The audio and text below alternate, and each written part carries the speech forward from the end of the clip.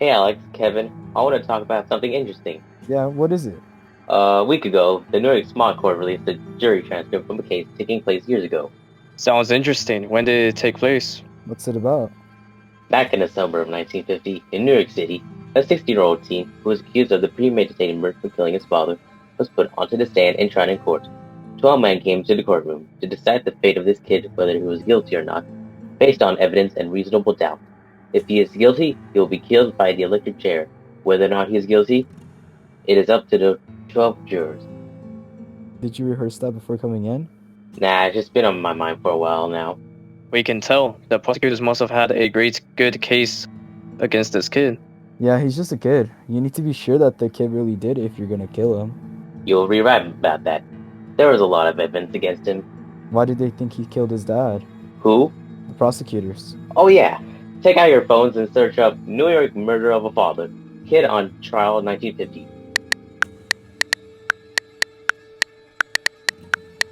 There's a lot of text. Where is the evidence? Top right corner in bolded text. Evidence. I know it might be a little hard to see.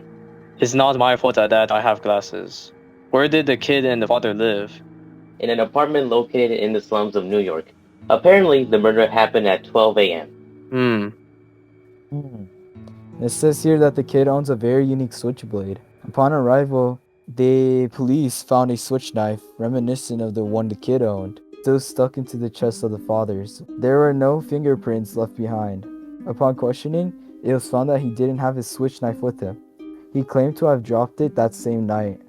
The prosecutors argue that it was the kid's switch knife that was used to stab his father. Wow, crazy. How the kid stuck a switch knife into his father's chest like that? Is there any other evidence that supports the kid's guilt? The person who sold the knife to the kid said that it was one of a kind. His friends said the same thing. There was also the lady across the street. She claims to have seen the kid killing his father through her window and through his last two carts of a passing L train. She had been stirring in her bed and attempting to sleep. When she saw the murder happen, the lights gave out a second after and she screamed.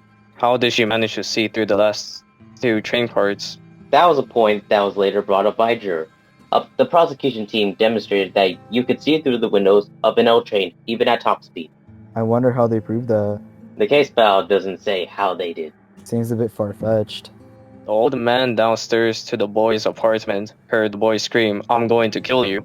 10 seconds later, he heard a body dump on the ground. From what I'm reading, the prosecution claimed that this happened in the span of 10 seconds. He also claimed that the murder happened around 12.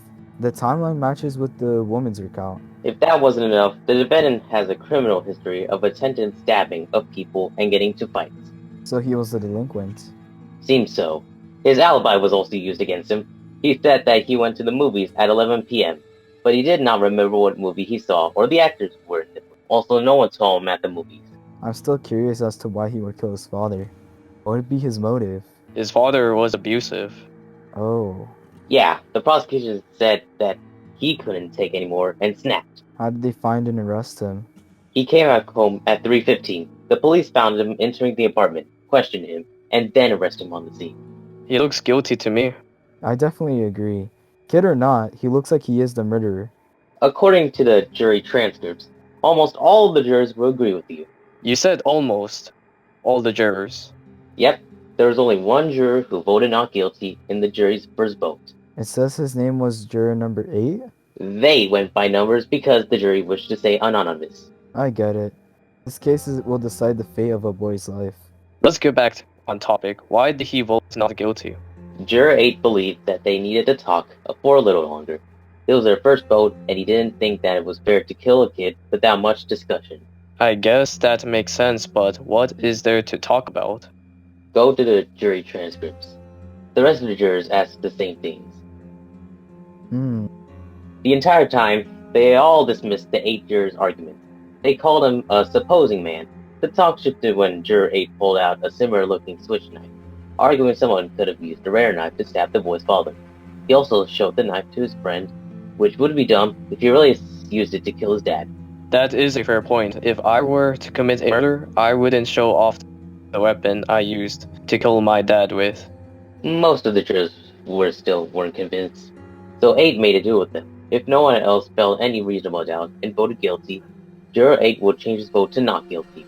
I'm kind of glad that Juror 9 voted not guilty. It kind of bothered me that the prosecution took the old man's testimony so seriously. What do you mean? They kind of have to. That isn't what I meant. They used the fact that the boy screamed out loud to his father that he was going to kill his dad. That's kind of stupid. I tell my little siblings that I'll kill them all the time. But it's not like I'm gonna mean it. It's cool that you pointed that out. Let's transition to the next reason as to why Juror 8 voted not guilty. What was wrong with the old man's story? A lot, actually.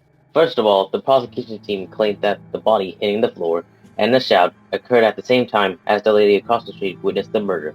If that were true, the L train would have been passing by. L trains are pretty loud. If the L train was passing by, it would have made things a lot harder to hear. Yep, that isn't all. Juror 8 makes a point to say that the old man might have believed that the boy was the one who shouted that, but he could have been mistaken. I guess that makes sense, I guess. Another thing the jurors brought up was that the old man had a stroke the year before this. It gives him a limp so he can't run well. Didn't he say that he ran to the front door of his bedroom? From his bedroom 15 seconds after the murder? I'm looking at a schematic of the apartment. His bedroom is really far away from the stairs, even his front door. Juror 8 shows, with chairs, that the old limping man can run from his bedroom to the front door in 15 seconds. It's like a sort of test he does. With it, they conclude that the old man was too far away to see the boy flee the scene. This made Juror 5 feel a piece of reasonable doubt, and he changed his vote to not guilty, 9-3 in favor of guilt. Things are starting to get heated in the juror room. Juror number 7 is starting to yell. Number 7, to me, doesn't seem like he doesn't care anything about this case, though. What do you mean? He just beginning in the jury's case, he said that he wants to go and watch the Yankees game and hope that the case ends fast. He did get pretty offended when he thought that number 8 was saying it was easy for him to vote not guilty. That is true.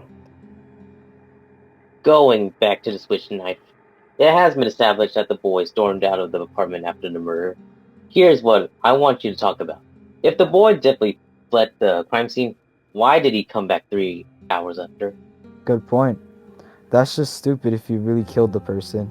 I would have ran away as far away from the crime scene as possible. The third juror makes a good point against that. He claims that he came back for the knife to not leave any evidence behind that benefits him to be guilty.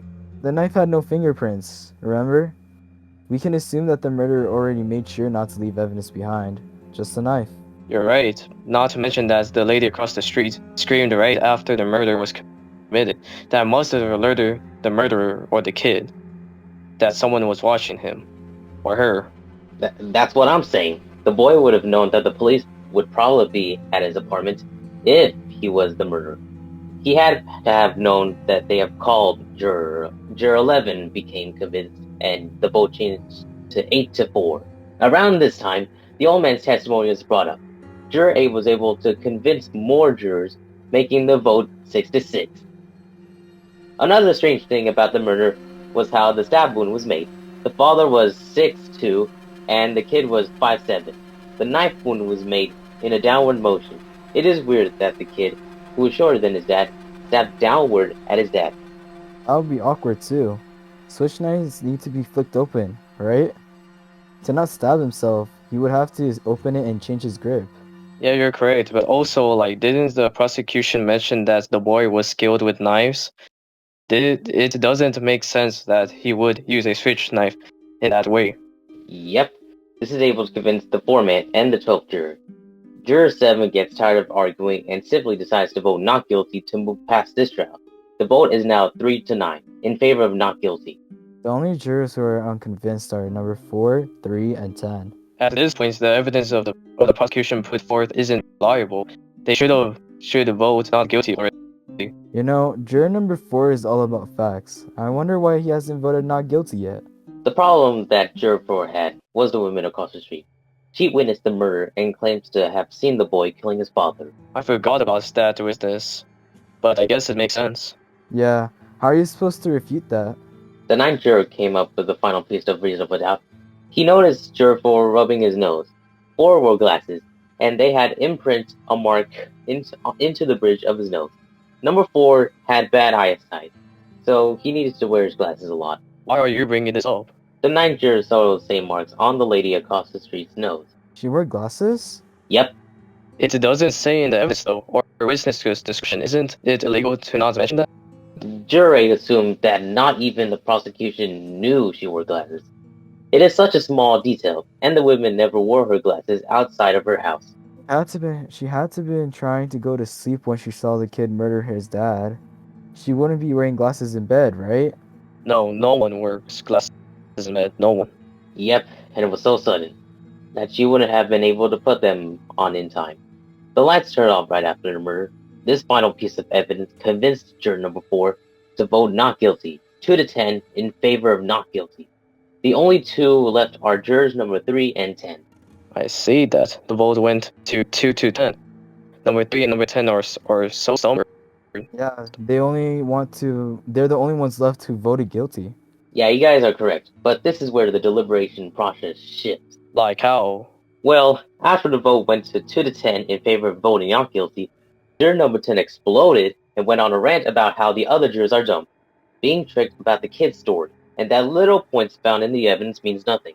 He started to shout bigoted statements, claiming that their kind have qualms with killing, that they are born liars, untrustworthy, and will try to overtake them.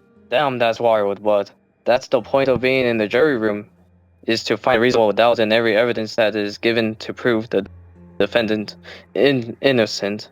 Yeah, Kevin is right. He shouldn't have let his personal feelings get in the way of deciding if the boy is guilty or not. Yeah, I know it's immature of them, but the other jurors didn't like his rant and just ignored him and walked away until he stopped. When he stopped, he just walked to another table in the corner of the room and sat there. Dejected, he finally gave in and decided to vote not guilty, leaving juror 3 all by himself. It seems like juror 10 had a lot of bias when he was in the jury room. I know he did, but he wasn't the only one who had bias in the jury room. Who? Jury number 3. I mean, I can see it. Since he is always getting mad at everyone, overreacts when juror number 8 is trying to find a reasonable doubt in the evidence, and he counters himself every time when he's trying to prove a point. Exactly. Also, he compares the kid as if it was his son, since he has a bad relationship with his son and feels like the kid in trial had done the same thing against his father like his son did to him. Wait, he has a son? Yeah, he does. He mentions it to the other jurors when they were having small talk. It doesn't say on the transcript of this case, though. It does, Kevin. Just, they put it inside the juror number 3 background information. Yeah, in the transcript, it has all the jurors' background information. I see, everything makes sense now. I guess these jurors really have lots of bias against this kid. They really do. But luckily, it didn't fully affect the jury's verdict. So, how does this end then? Does it end on a good note? Not exactly on a good note. I think we already know how this ends. After everything was finally said and done, the vote was set at 1-11 again, this time in favor of not guilty. The last juror who didn't vote not guilty was juror 3. And why was he the last one? Well, he scrambled to find anything to prove the boy guilty, but to no avail. He exploded, talking about his own son, and all he did was compare the boy on trial to his own son just because of how he imagined his son killing him. He tried everything, but it was clear that all the evidence was already compromised and had strong reasonable doubts thanks to juror number 8. But in the end, he gave up and voted not guilty, putting the end to the deliberation and saving the boy from the electric chair. All those reasonable doubts built from each evidence proved to him that he didn't kill his father. That is insane how the third juror used his own son as an excuse to make the boy look guilty. Can't believe that guy. And it's kind of interesting how juror number 8 was the main logical person in the room, who was very convinced that who was very able to convince the other jurors thanks to the flaws of the evidence he managed to find from not just him, but the other jurors as well. Justice really is the best thing to serve. Yup, and juror 8 didn't want to save the boy. He just wanted justice. That's why all this happened, to prove the boy's innocence. I see. So did the kid was found innocent, and all the jurors continued their lives? Yep, that's correct. The story ends with 12 jurors voting not guilty of the kid and continuing their day-to-day life, while the kid was found innocent and able to live another day. But we'll never know if the kid was truly innocent, and we will never know. Damn, you're right. We will never know if the kid was innocent. is innocent or not, but the story about the premeditated murder of the kid killing his father led to the 12 juries coming in to vote and find a reasonable doubt in the evidence and having some drama along the way. It was a really interesting story. It really was. Thanks, Zachary, for telling us about the story. Glad I told you the story just because of how much evidence there was and the bias the jurors had. I'm glad as well, and that I was able to learn a lot about this kid's case. Well, not only that, we learned about how justice and bias play a role in this case, applying this to others as well besides a New York small court.